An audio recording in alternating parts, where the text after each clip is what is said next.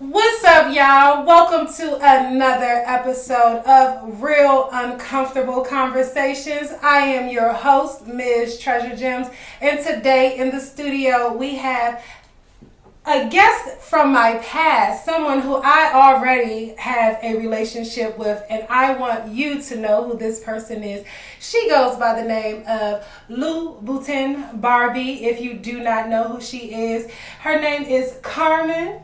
And she is representing the DMV, and we are going to get to know her today, and I want you to know exactly who she is. Okay, thank you for having me. Thank you for coming. Place. Like, honestly, like, it's so beautiful in here, and the Oh, energy is thank giving me what I want. you. See, I love that. I love that already. But you know our chemistry already gives with Yeah, it already gives that. From the very first time we met, it was instant chemistry. Instant. Do you remember the very first time? I remember the first time we met. It was in the club, right? It was in the club. It was at Josephine's. Mm-hmm. If you are Wait, from that's DC, what it was? it was Josephine's. I can never remember the name It of was the club. definitely Josephine's, and I know it was Josephine's because it was a Wednesday. And Josephine's was the spot on Wednesdays. I kept on like thinking like, what the hell? It was definitely like, Josephine's. Okay, yes. So it was Josephine's. Mm-hmm. I remember that night distinctly because it was the night I was out with one of my sisters and my best friend, and I was drunk as a fucking skunk. I remember, and I just remember seeing you, and I was like, who is this beautiful ass girl? Like, she is so pretty, and I was like. I think it went the same way because I think I did the same thing, and I'm gonna be very honest. When we touched each other immediately when we hugged, I think we kissed each other on the lips. We did. It was an intimate. It was like very intimate. And I was like, well, okay. I was like, okay, this is what we doing tonight. I like it. I was like, I like it too. People was probably like, when I posted it, people was like, you like girls? And I was like, I mean, I don't have a problem with women. I love me some girls. I love girls. I love women. I don't have a problem with women. Women are like, I grew up around a lot of women. You know what I mean? My mom and my sisters and like my aunts and my family and stuff. So like, I cherish women because you guys are so beautiful. You know what I mean? You guys are like the mother of the earth. You know what I mean? So like, I love that. Like, yes. I mean, I dated women in my past, so you know, people don't know that, but yes. So how did you like dating women in your past? To be one. It was one.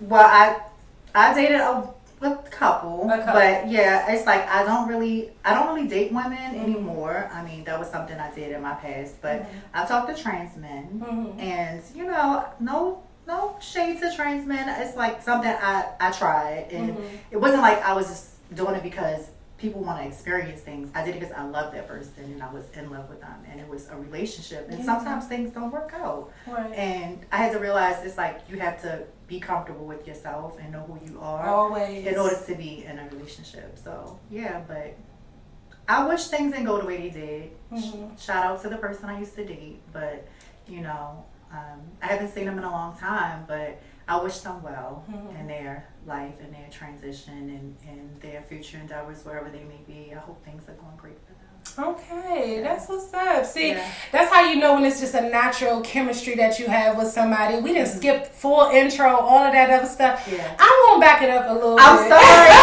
Off course. You ain't take me off course because, like I said, true authenticity is always key with me, and I mean just being genuine. And today, this is gonna go. I might as well toss these cards because this is gonna be a genuine conversation. Yes. But you do know that the name of the show is Real Uncomfortable Conversations, and I am going to ask you some uncomfortable topics.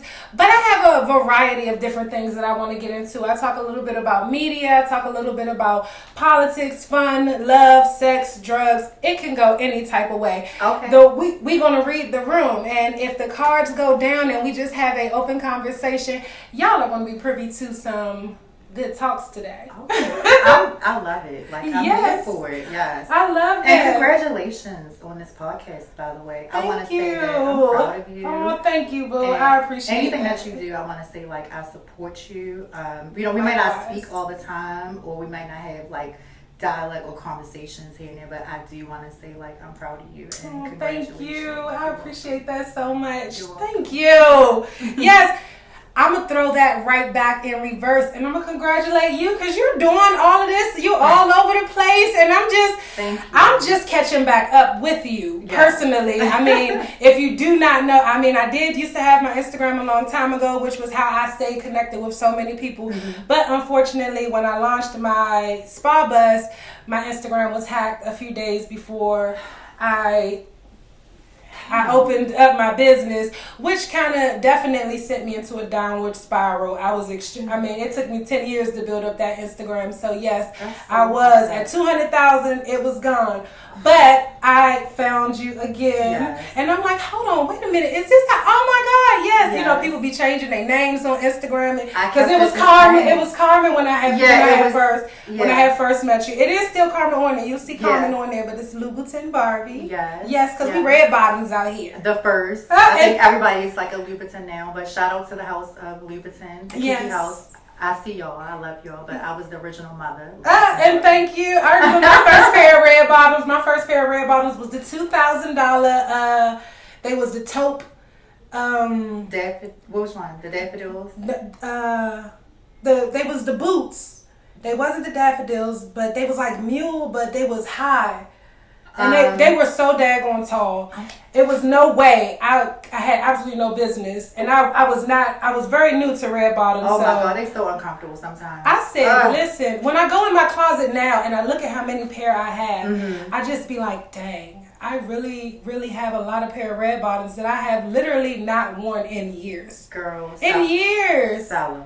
I wouldn't even know where to sell them now. I think I probably have about 10 or 12 pair of red bottoms from sneakers, heels, everything. Save the collector's ones. Like if you have ones that are sentimental, like have sentimental value, or like, you know, it can resell later in life for a good penny. Hold on to those. Okay. But anything that goes out that's not like the Pagals. Hold on to that. Hold on to the Pagals? Yes, okay. Hold on to that. I got 2 pairs of cases too. Depending on which one they are. The purple ones. You could probably sell those. Yeah. But the Pagals, hold on. You got to talk to Louboutin Barbie to know exactly which. I'm about to just have her just come on over to my house and just do a little inventory for me. I would love that. I have so much stuff. I literally looked in my closet and I was like, this is embarrassing how much money I have spent on designer items that I do not wear. I mean, well, I still wear designer. My sandals today are Tom Ford, and they're my favorite. So, and they are cute. And I'm going to wear these. I said, everybody want to keep buying the Hermes ones. I said, y'all can have those. I'm going to buy these Tom are cute. Fords. I love those. I was looking like, and they cost the same price. Yeah, they are so cute. Thank you. My little comfortable shoes. And it's not that you don't have to be like everybody else. You know, you can be your own. Fashion is all about what you make it and what you want. Girl, I have stuff that I don't even wear no more. Stuff that is like, girl, it's like limited. Like I got pieces that we about to do a swap meet. I think I could fit up into something over there. Girl, the shade is these is Balenciaga. I think I had these for like 2.5 years now, and I really only wore them like once. And I ain't got the Balenciaga ones, but I got some inspired ones that came from what is that daggone shoe place? Which one? I can't think of the daggone name of it. But they got some cute shoes though. I have been reverting to a little bit less expensive shoes. And that's fine as long as you make it I'm always make it cute. Yes. My accessories gonna be given always. Oh, okay, give it. And thank you. And it's given what it's supposed to give. Always. This conversation, I don't even I'm about to get myself together and get back to business. Okay. Yes, because we just chatting, girl. It's like this is like us. We had to catch up. Yes, because we haven't. It's been a long time. It has been a long time. Well, you know what? What? Are you dropping the cars? I'm putting the cars down. What's going on with you?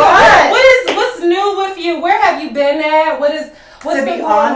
Where I've been. Yes. I thought you moved to Atlanta. I did. Oh, you did? Oh, see, yeah. I wasn't tripping. Okay. I disappeared for a while because I was in a relationship. Okay. And what I've come to realize is that sometimes as women, we tend to put our friends aside and fall deep into a relationship, and we lose a sense of ourselves. And very, very common. As Black women, especially. As Black women, we tend to not keep our friends and family close when we should when we're in a relationship, because we isolate ourselves and we just get caught up in the relationship. And I think that I try to have a sense of a balance of my social life and my relationship, but I think somewhere along the line I lost a sense of myself because I wasn't being true to myself anymore. Like I just started being like, I just want a relationship, I want to make this person happy, but at the same time I wasn't really realizing that I was losing me. Right. And I had to figure out like what is best for me and what's going to give my happiness back. So that's why I was like, let me get back into acting. Let me pursue my career. Don't forget my dreams. Don't forget my goals in life, because that is important. While I'm still being with this person, I still have to remember that I have to think about myself as well. But, you know, I loved him so much that I sometimes was doing things unintentionally, but I was doing things to hurt him when I didn't mean to, because I was just so caught up in the life of going out, having fun. And then, you know, your lover is also your friend. Right. And should be your best friend. And I just had to remember, and I didn't remember that in the back of my mind, like this person is my best friend. So I was so worried about pleasing other people and pleasing the world that I did not actually go back to thinking like what happened to our relationship. And we lost a sense of ourselves. And now that I'm regaining a sense of who I am again and realizing that, you know, God put me here for a purpose and a reason. So I'm here to do that. And that's why I went back into acting, because it's therapy for me. It's actually healing me and helping me in my journey. And as soon as I connected with my inner self and realized that God was like, hey girl, like, he come knocking. This is your calling, and this is what you were born to do. And people might not know, I started acting at 3. The very first movie that I learned or I memorized was The Wizard of Oz, and I went around the house reciting it and acting like the witch from The Wizard of Oz. And I was like, I'm not pretty. And like, that's a very famous line. Yes. And I was like, I'll get you, my pretty little dogs. And then my mom was like, oh my God, my child is talented. And I started riding around the house. Mamas always know first. Yes, I was riding around the house on broomsticks and like acting like a witch because I was so inspired by it. I didn't want to be Dorothy. I wanted to be the evil witch, and I thought she was just so captivating. And I loved Dorothy, and I was like, oh, she's good. But I had a sense of me like, I wanted to play something different. You wanted to do something different. Yes. It looked like Dorothy just was too easy. It was too easy. Yes. I wanted to tap into something else. To a character. A character. And yeah, my mom was like, my child is talented. So I started acting camp and acting classes at 5. And one of my acting coaches at that age of 5, her name was Miss Barb. She was an older lady. And my mom would take me to acting classes twice a week and on the weekend. And I would be there from like 9 a.m. to like 6 p.m. or 5 p.m. It's like an all-day thing. And she would teach us improvisation. We had to memorize lines. I love improv. Yes. And then she would have us like... It's a great way to learn acting. Absolutely. And then she would have us play games. And like games you had to memorize people's names and like do fun stuff while you're memorizing them. And then also like we had this big like dragon. Like you know how like they have the Year of the Dragon? Yeah. For like, yeah, so we would be in this dragon and like go around the auditorium in it, and like it was an empty gymnasium, and like all the kids would just get under this dragon, and it was just so enlightening to be under there. And I was like, this is fun. I love that. So yeah. This is very different because every guest that I have had, the lights that they are in, they migrated to them as adults. Yeah. And most of them sparked with social media. Excuse me. Most of them sparked with social media. So to actually have someone who, I mean, even like myself, because I always say that I've always wanted to be an actress. Yeah. I was the little girl who was out at Greenbelt Mall during the Burlington Coat Factory, down the middle of the mall, during the fashion shows and stuff. I always wanted to do that, so I definitely get that. But with social media, just really just putting it in your hand to be able to set your own stage and give you the opportunity to really decide your own self, where you want to go, who you want to be in contact with, and what type of content that you want to create. Right. Now, literally, the phones that we have, we can record ourselves and do all of those other things. But to actually have been someone who was doing that as a child, that's definitely major. And then you're reaping the benefits of it now. Thank you so I love much. that. I appreciate you. Thank you. I really appreciate You're very welcome. I do want to ask you, Yes. you said that you are... Can I hold your hand? Oh my God. I love touching my people that I love. I love you. You know I love you. No, I love you too. Oh. I'm sorry, my lips is real. Oh, shit. You done messed up. No, I didn't. You see? No, I didn't. Sorry. This is real, y'all. Like, Yes. this some real shit. Okay. There we go. There we go. All right. Damn. Yes. I forgot I had on red lipstick. It's okay. But I don't want to mess up your makeup. Okay. All right. We gonna get it. Okay. Where'd my sponge go? The sponge is right there. That was a reunion kiss. Yes. We was due for that. We was overdue. Yes. Overdue. That's real. That's what you call real love. Thank you. Yes, real Absolutely. love. Absolutely. It's all love. All love, all the time. But the skin is amazing. Thank you, boo. And so is yours, always. Oh. It's over here, vanilla and chocolate. I love it. Ooh, You know, I love me a little swirl. Okay. See? You better stop. Cause we on camera. We on camera. Listen. Okay.